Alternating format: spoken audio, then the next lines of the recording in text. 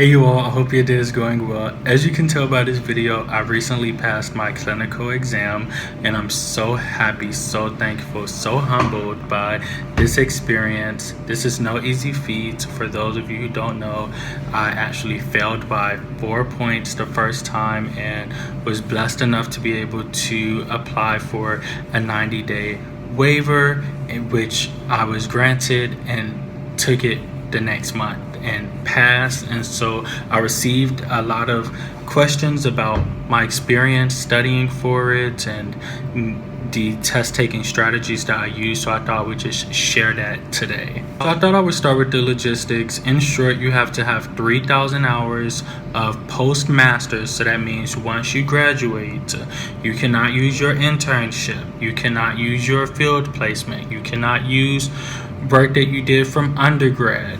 If you are a student, you cannot use that time to count towards your clinical supervision hours. Afterwards, you have to be in a direct practice position, being supervised by another person with their clinical license. This person has to sign off on your license, so you want to make sure that your supervisor is committed.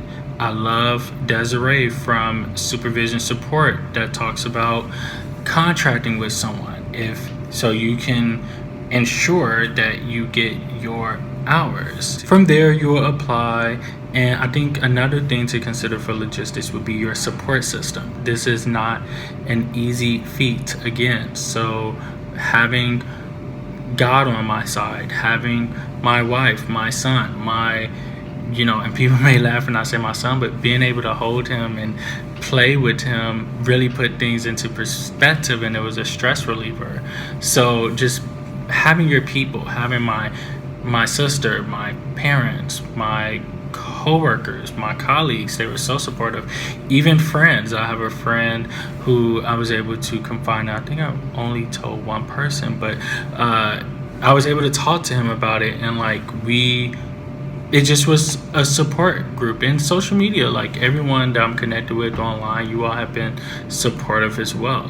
So studying, I basically broke it down into 4 categories, which are the 4 parts of the clinical exam, and I utilized my diagnostic report, which is what you get if you fail, to see what were my areas of weakness. And so it shows the exam broken into the 4 parts, and then the percentage, or like the number of questions you got right versus what you needed to get right. And so for me, I focused heavily on that, and I went from a 55 to an 88% just in that one section. So I knew, going into it, that I would more than likely pass if nothing else changed about the other sections, because I brought my weakest, I made my weakest section into my strongest section.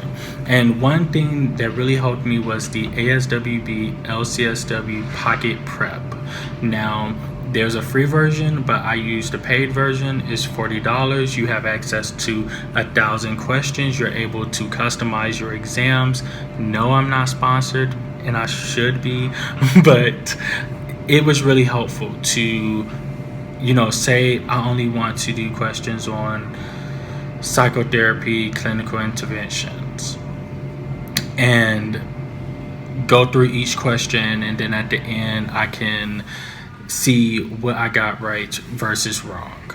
That was helpful. And why it's this, why it's not the others, and that really sticks with you, and you're understanding and you're learning those other therapeutic treatment modalities or whatever section without, you're learning it in an active way, I would say. The second one was the ASWB Clinical. That's an app. And then I have the book as well. And I really use that for reading. So if I was at work, if I was in a meeting, I could read it on my laptop.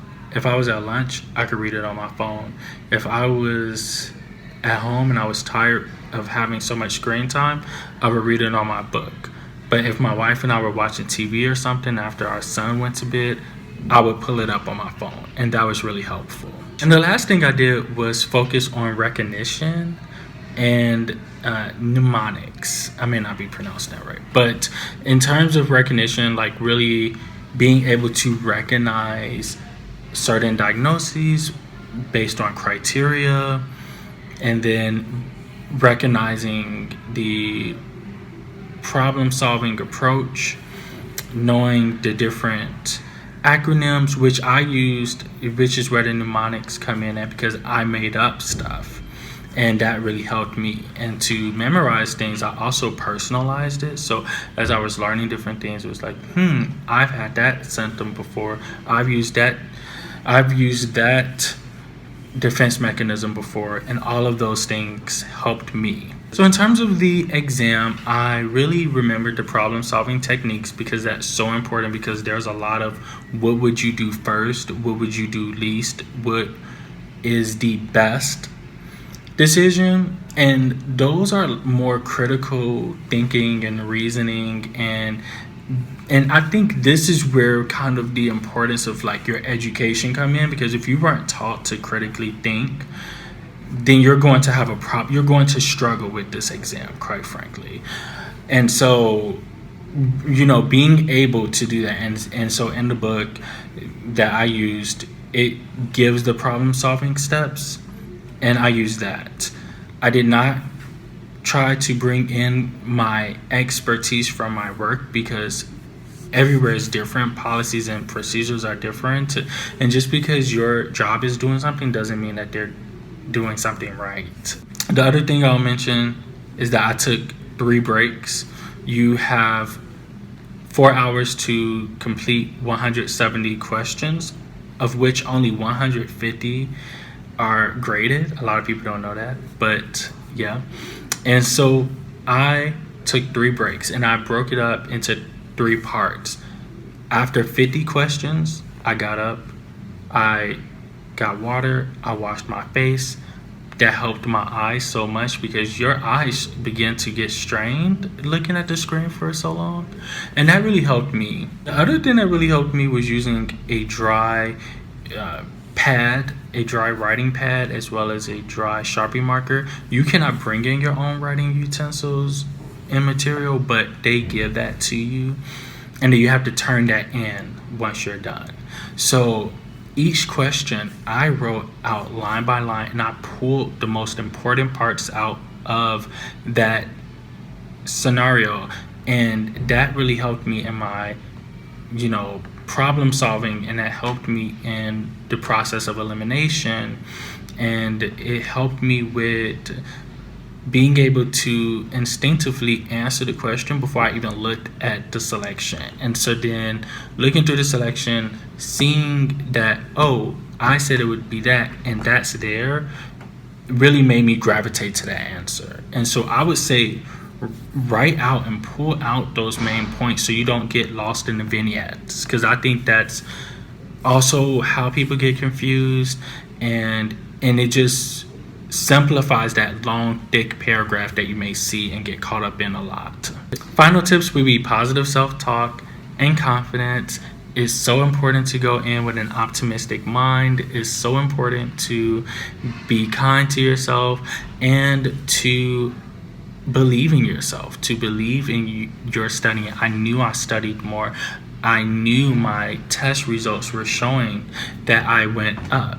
And so that confidence I took with me in the room, and having faith and believing, okay, God did not bring me this far. He did not allow me to be approved for the waiver to only fail again. I was not hired by my job only to lose it. So if you like this video, please give it a thumbs up. If you're getting ready to take your exam, let me know what are some study tips that you've enjoyed. If you're already licensed, let me know what you found most helpful, and let's help each other get our clinical license together.